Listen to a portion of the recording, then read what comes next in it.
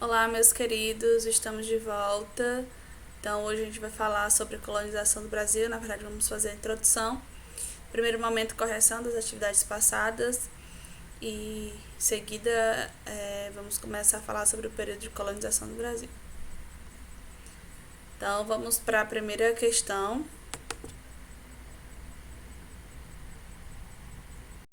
Peguem o livro, abre o livro, vamos conferir. Correção também é um momento de revisão do conteúdo. Então vamos lá. Quais foram os dois organismos responsáveis por administrar as colônias na Espanha na América? A Casa de Contratação e o Conselho das Índias. Então são as duas principais instituições. Explica a finalidade de cada um. A Casa de Contratação, controlar o comércio e também responsável pela arrecadação de impostos. E o Conselho das Índias ficava responsável pela criação de leis e nomeações dos cargos que deveriam ser ocupados. Então, os dois principais órgãos aí. Segunda questão. Complete o diagrama com os termos correspondentes. Tem membros das oligarquias regionais que se formaram na América que participavam dos cabildos. Então, a gente tem aqui, corregedores. O item A, resposta do item A, só confiram. Membros da audiência, item B, ouvidores, conferindo. Item C, representantes do rei espanhol que governava por período determinado, vice-rei. D, instituições com funções similares às das câmaras municipais responsáveis pelas questões locais e cotidianas. Segurança, abastecimento, obra, justiça e pública e justiça. Item D, cabildos. Item E, órgão formado por instituições encarregadas da aplicação da justiça e da organização administrativa. Item E.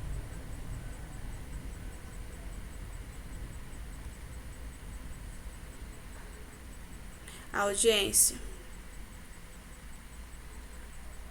Terceira questão. Qual era a responsabilidade da audiência com o vice-rei? Bom, gente, a responsabilidade da audiência tinha a responsabilidade de fiscalizar. Também, além de fiscalizar, de impor alguns limites, quando necessário, ao vice-rei. Então, se ele tomasse alguma decisão que não fosse do interesse da coroa espanhola, eles tinham seus poderes limitados. Quarta questão. Complete a frase para explicar o que era o Pacto Colonial. Use as palavras do quadro abaixo. O conceito do Pacto Colonial é extremamente importante, também como uma revisão de tudo que nós já vimos, mas também para a gente entender o próprio processo de colonização do Brasil, que é o que nós vamos estudar logo mais. Então, o Pacto Colonial foi uma prática que determinava exclusividade, deixa eu só colocar aqui, exclusividade comercial entre a metrópole e a colônia.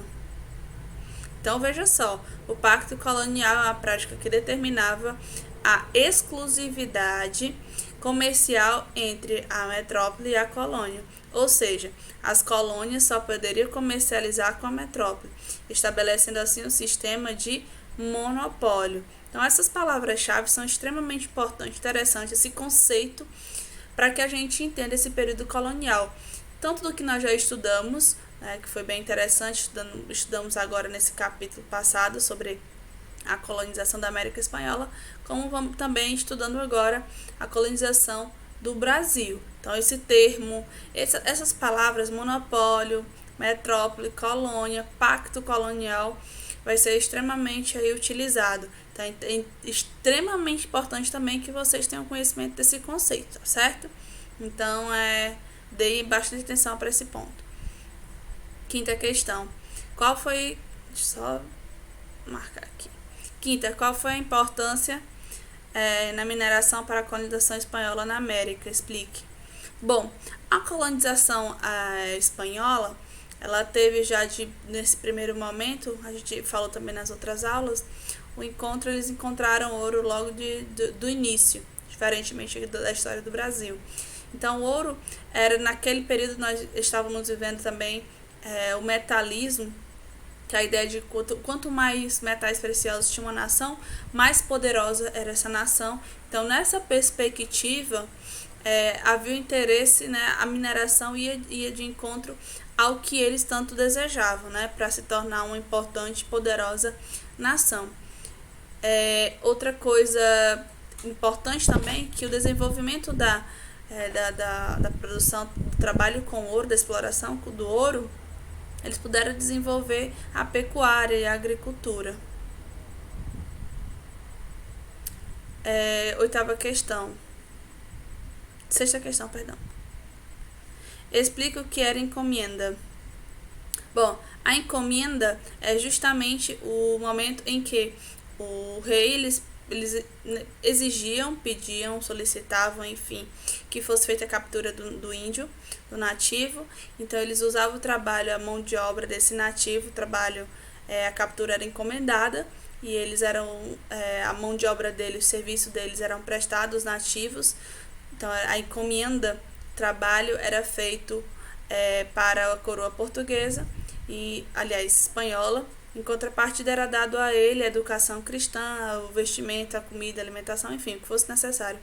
Então, era a troca da mão de obra dele, o serviço o físico dele para a coroa, para o que fosse necessário ser feito, e compensação ele tinha aí, ele era assistido. Sétima questão. Localize no diagrama o nome de cada uma dos cinco grupos sociais que existem na América Espanhola no período da colonização. Então, esse trabalho aí vocês, acredito que já tenham feito. Tá até marcado aqui, já dá para vocês dar um pause aí e ajudar a encontrar quem não tem ainda encontrado. Então, vamos só passar para a próxima questão. Essa questão aqui, a gente vai falar, é um resumo básico desses conceitos trabalhados, tá? Então, já havia diversos povos no continente americano quando os europeus chegaram. Por essa razão, a utilização do termo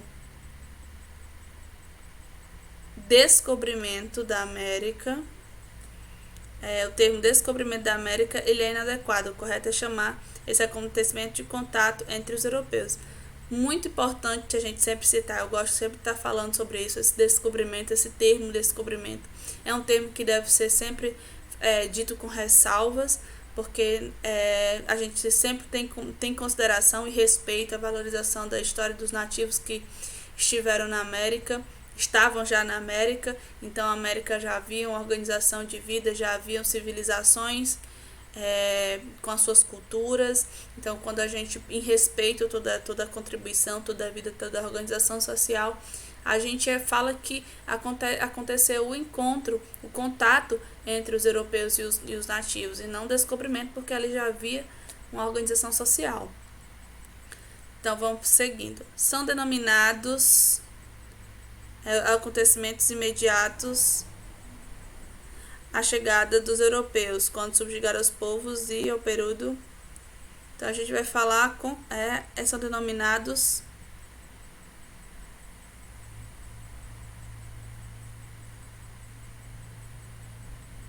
a conquista. São denominados conquistas, acontecimentos imediatos à chegada dos europeus, que eles subjugaram os povos nativos. E colonização, agora sim. E a colonização é o período que se refere à instalação das instituições e imigração dos europeus para ocupar a América. Perfeito. Então, basicamente, isso que a gente tem falado nas aulas. Os povos americanos ofereceram resistência, importante a gente destacar isso. Sim, eles resistiram aos invasores espanhóis de diferentes maneiras, e principalmente foi por meio da luta armada, recusando-se a aceitar a cultura dominante e a pagar tributos. Para consolidar a colonização na América, a coroa espanhola instaurou um sistema burocrático que pudessem administrar a colônia em nome dos monarcas. A formação social na América Espanhola deu origem a uma sociedade discriminadora, pois os grupos sociais eram divididos de acordo com a origem e etnia, e havia dessa forma pouca mobilidade social. Então, essa parte agora que eu já fiz a correção agora com vocês, é interessante que vocês, se a professora fiquei com alguma dúvida, algum termo desse, algum conceito desse, volta para explicar, para entender na leitura do texto, então volta assistindo nas aulas, ou então entra lá no Meet quarta-feira e tira algumas dúvidas. O importante é que não permaneça com as dúvidas em relação a esses conceitos trabalhados, tá bom? E vamos agora falar dos portugueses indígenas, da colonização portuguesa. Então falamos bastante sobre essa colonização espanhola, e agora vamos falar da nossa colonização, né? Então, entendemos já vários conceitos sobre o pacto colonial, sobre esse contexto da chegada em 1500. Os portugueses chegaram aqui no Brasil 22 de abril de 1500, né? A história oficial fala muito sobre isso. E quando fala da chegada dos portugueses, a gente vai falar desse primeiro contato. Esse primeiro contato ele é retratado na carta de Pero Vaz de Caminha, o escrivão que fazia a descrição do que encontrava. E nessa carta de Pero Vaz de Caminha, ele descreve a região, né, que ele chega inicialmente em Porto Seguro, na Bahia, no litoral brasileiro, e eles vão dizer o seguinte, que é uma terra bonita, de beleza.